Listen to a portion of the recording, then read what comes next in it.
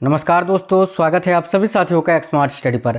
साथियों, आज है 5 जुलाई 2024 और आज एसएससी सीएचएसएल का पेपर था जिसके सभी शिफ्ट के पेपर हो चुके हैं। आज के इस वीडियो में आज के पूछे गए पहले, दूसरे, तीसरे और चौथे शिफ्ट के क्वेश्चन आंसर को देखेंगे। 100% रियल और ऑथेंटिक क्वेश्चंस।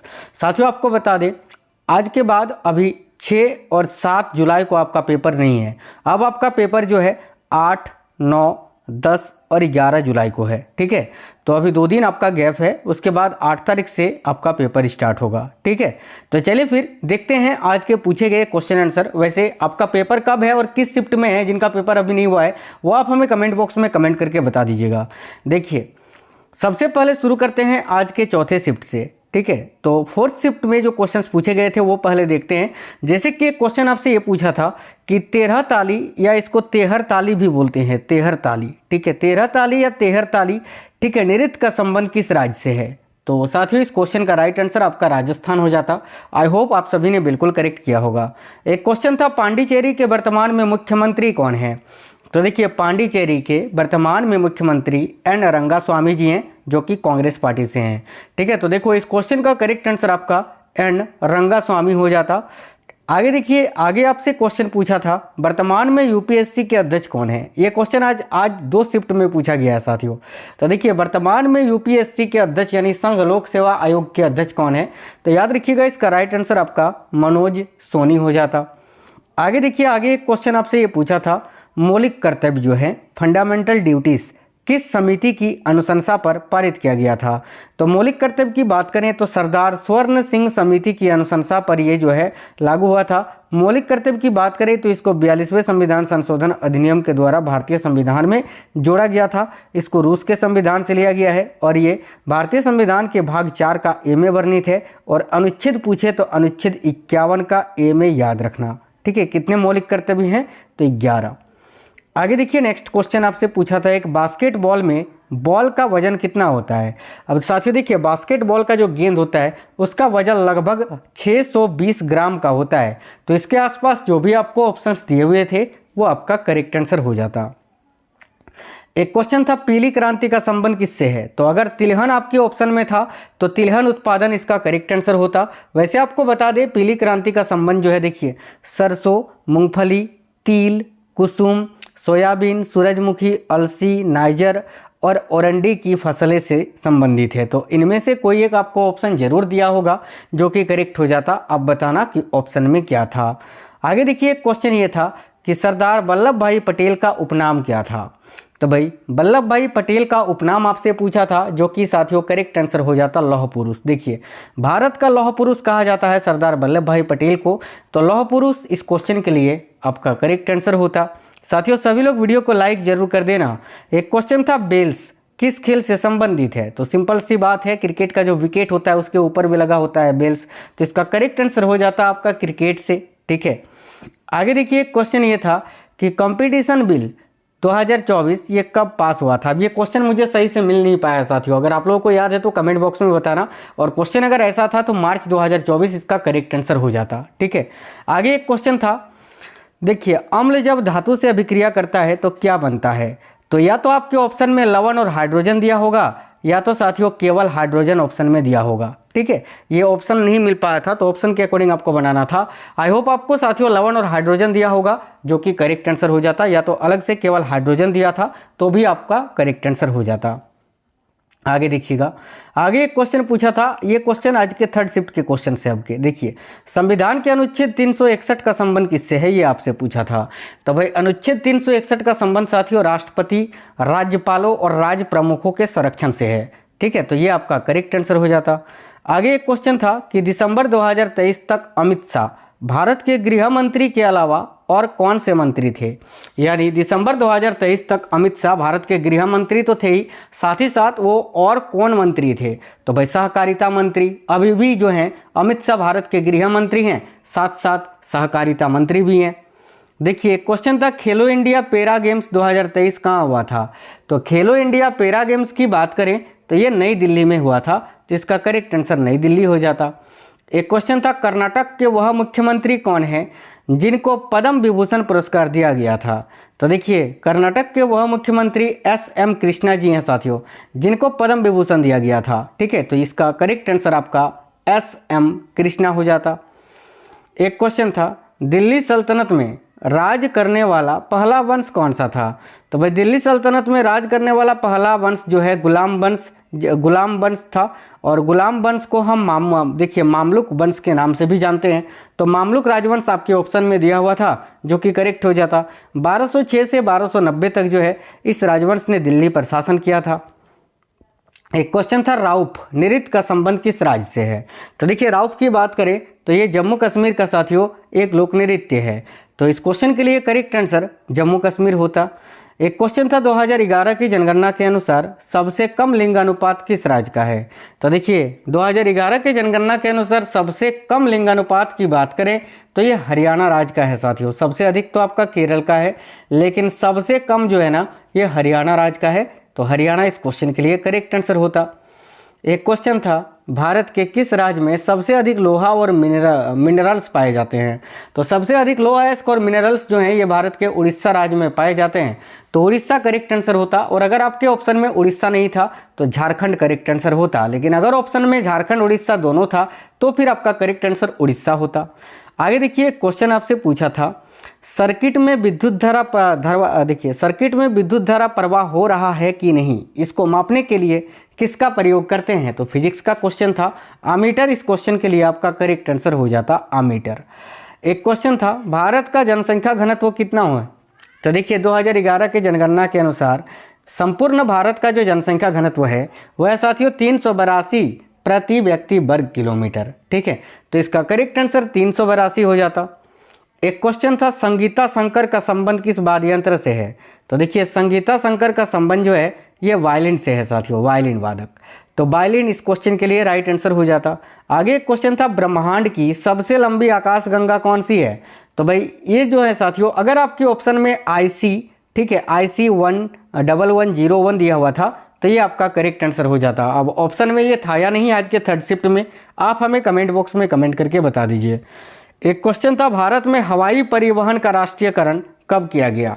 तो देखिए भारत में हवाई परिवहन का राष्ट्रीयकरण कब किया गया था? तो करेक्ट आएगा 1953 में। वर्ष 1953 में भारत में हवाई परिवहन का जो है राष्ट्रीयकरण किया गया था। देखिए लंगर प्रथा किस धर्म से संबंधित है? तो भाई लंगर प्रथा को गुरु अंगद ने शुरू किया था। और लंगर किस धर्म से संबंधित है? तो सिख धर्म से। इस क्वेश्चन के लिए करेक्ट आंसर आपका सिख धर्म हो जाता साथियों। एक क्वेश्चन था, सातवां एशियन मेंस हॉकी चैंपियनशिप 2023 कहाँ पर हुई थी? तो देखिए सातवां एशियन मेंस हॉकी चैंपियनशिप 2023 जो है ये तमिलनाडु के चेन्नई में हुई थी। तो चेन्नई इस क्वेश्चन का करेक्ट हो जाता। देखिए चेन्नई तमिलनाडु में मेयर राधाकृष्णन स्टेडियम में जो है ये हुआ था, याद रखना। आगे देखिए क्वेश्चन आपसे पूछा था सेकंड शिफ्ट में, ये क्वेश्चन आज के सेकंड शिफ्ट के हैं। क्वेश्चन ये था कि मार्च 2024 तक भारत के नागरिक उड्डयन मंत्री कौन थे? तो भाई मार्च 2024 तक भारत के नागरिक उड्डयन मंत्री ज्योतिरादित्य सिंधिया थे। ठीक है, और अभी नए कौन बने हैं? तो अभी बने हैं राम मोहन नायडू। याद रखना, राम मोहन नायडू वर्तमान में भारत के नागरिक उड्डयन मंत्री थे। लेकिन आपसे पूछा था मार्च 2024 तक, तो ज्योतिरादित्य सिंधिया इस क्वेश्चन का करेक्ट आंसर हो जाता। एक क्वेश्चन था, किस शासक ने अपने आप को जिल-ए-इलाही की उपाधि दी थी? तो भाई अपने आप को जिल-ए-इलाही की उपाधि किसने दी थी? तो गयासुद्दीन बलबन ने। इस क्वेश्चन के लिए करेक्ट आंसर आपका गयासुद्दीन बलबन हो जाता। आगे एक क्वेश्चन आपसे पूछा था, भारत का सबसे कम साक्षर जिला कौन सा है? जिला पूछा था। ठीक है, तो देखिए भारत का सबसे कम साक्षर जिला आपका जो है वह है अलीराजपुर। और ये अलीराजपुर जो है साथियों भारत के मध्य प्रदेश राज्य का एक जिला है। एक क्वेश्चन था, ठुमरी किस शास्त्रीय नृत्य से संबंधित है? तो देखिए ठुमरी की बात करें तो ये कथक शास्त्रीय नृत्य से संबंधित है। कथक जो कि साथियों उत्तर प्रदेश या उत्तर भारत का एक शास्त्रीय नृत्य है, और ये ठुमरी जो है ये कथक से ही संबंधित है। अगला एक क्वेश्चन आपसे पूछा था, एशियन गेम्स 2026 में कहाँ पर आयोजित होगा? तो भाई अगर देश पूछा था तो जापान हो जाता। याद रखना, एशियन गेम्स 2026 का आयोजन जापान के नायोगा नगर में होगा। ठीक है, जापान के नायोगा नगर में। तो इस क्वेश्चन के लिए करेक्ट आंसर आपका जापान हो जाता। देखो सेकंड शिफ्ट और फोर्थ शिफ्ट दोनों में आज आपसे यूपीएससी का अध्यक्ष पूछा था।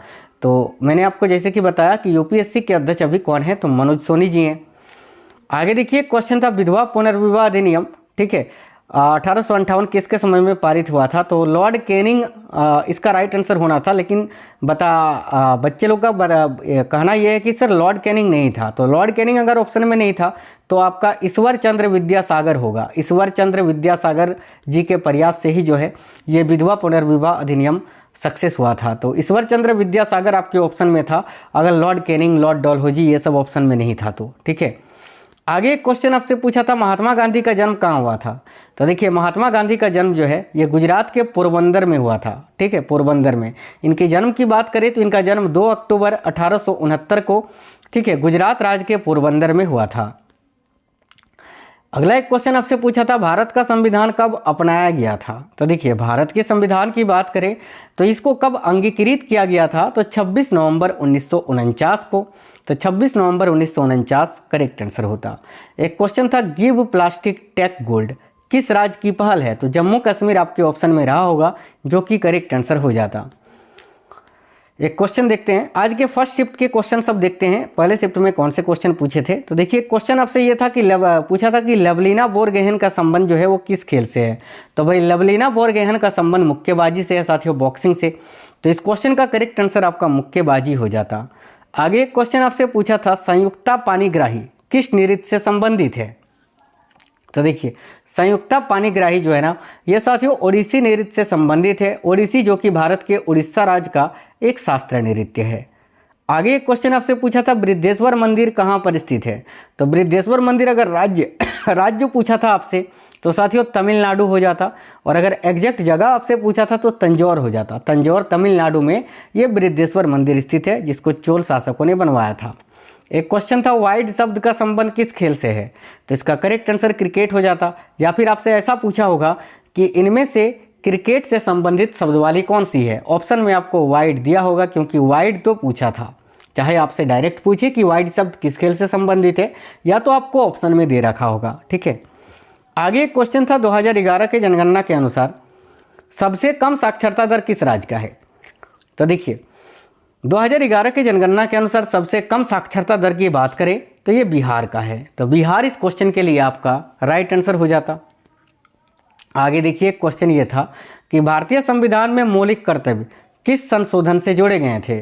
तो भाई मौलिक कर्तव्य की बात करें तो इसको 42वें संविधान संशोधन अधिनियम 1976 के द्वारा जोड़ा गया था। यहाँ पर एक चीज़ याद रखना, जैसे कि हम पढ़ते हैं कि मौलिक कर्तव्यों की संख्या 11 है, लेकिन 42वां संविधान संशोधन में केवल 10 ही मौलिक कर्तव्य को जोड़ा गया था। 11वां जो मौलिक कर्तव्य है इसको साथियों कब जोड़ा गया था? तो याद रखिएगा, इसको 86वें संविधान संशोधन अधिनियम 2002 में जोड़ा गया था, ठीक है। आगे एक क्वेश्चन था पिंजौर हेरिटेज महोत्सव, ठीक है, कहाँ मनाया जाता है? तो भाई पिंजौर हेरिटेज महोत्सव जो है ये साथियों पंचकुला हरियाणा में मनाया जाता है। तो इसका करेक्ट आंसर हरियाणा आपको ऑप्शन में दिया होगा, जो कि करेक्ट होता। देखिए पंचकुला हरियाणा के यादवेंद्र गार्डन में जो है ना ये पिंजौर हेरिटेज महोत्सव मनाया जाता है। एक क्वेश्चन था बंकिम चंद्र चटर्जी ने कौन सी बुक लिखी थी जो कि सन्यासी विद्रोह पर आधारित है? तो भाई करेक्ट होता आनंद मठ। आनंद मठ यहाँ करेक्ट होगा। आनंद मठ जो बंकिम चंद्र चटर्जी बंकिम चंद्र चटर्जी जी के द्वारा लिखा गया बुक है। इसी में सन्यासी विद्रोह का उल्लेख है, और इसी में भारत का जो राष्ट्रीय गीत है वंदे मातरम वो भी उल्लेखित है, इसी से लिया गया है। तो आनंद मठ करेक्ट होता।